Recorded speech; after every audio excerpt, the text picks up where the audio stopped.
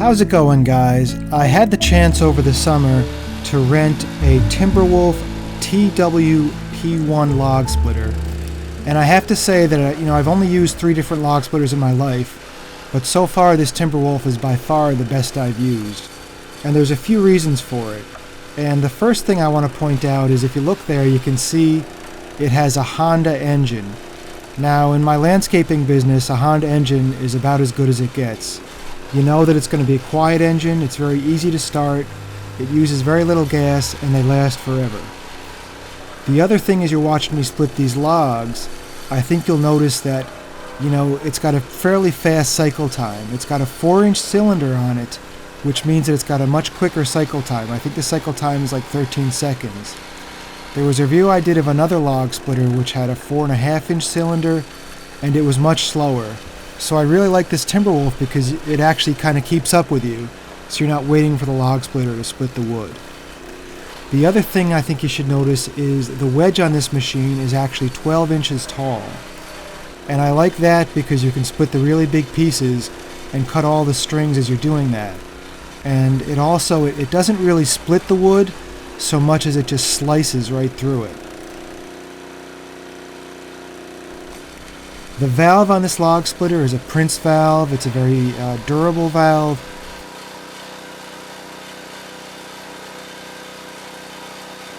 And basically this machine is just built like a tank.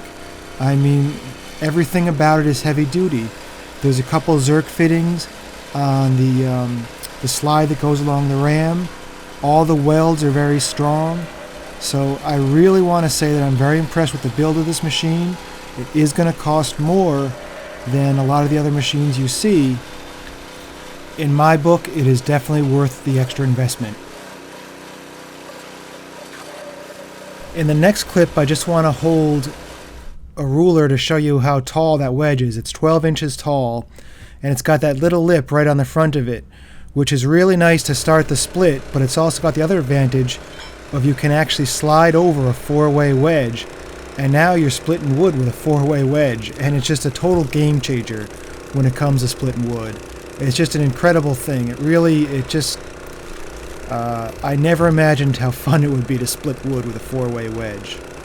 If you take a look at the wedge, you can see that one side of it has less clearance, so like you could flip that wedge over, and the way I've got it now, it's cutting the smallest pieces underneath the wedge. But if you flip it over, it would actually be cutting bigger pieces.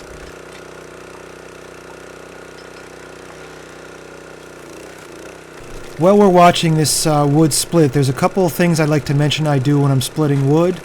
And one of them is as soon as the push block catches the wood, I get my hand out of there and just let the splitter push.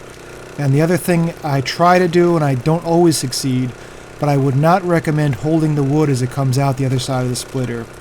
If you catch a knot or something, that wood, things happen very quickly, and there's just too many stories of people getting their hands either pinched in the splitter, or when that wood's coming out, if it hits the knot and kicks out quickly.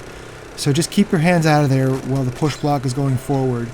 I try not to grab the wood until that push block is going back. This video is a good example of knowing the limitations of the splitter. I tried to split the wood and it couldn't make it through, so I just take off the 4-way wedge and have at it again, and it's going to split right through. You have to know the limitations or know the safe working tolerances. I'm sure I could have kept that piece pushing through forever, but I just would have put more stress on the machine, wear and tear on it. So why not, just take off the 4-way wedge and save the machine. If there's anybody from Timberwolf Manufacturing watching this video, one thing I'd like to see is an extension on the engine drain plug. If you take a look, you can see that there's some oil on the hydraulic reservoir there. That's just oil that spilt while I was changing the oil. It's not a big deal to change the oil. It's very simple. It's very easy to get to. It would just be a little bit nicer and a little cleaner if there was like a 3 to 6 inch extension hose where the oil drain plug is.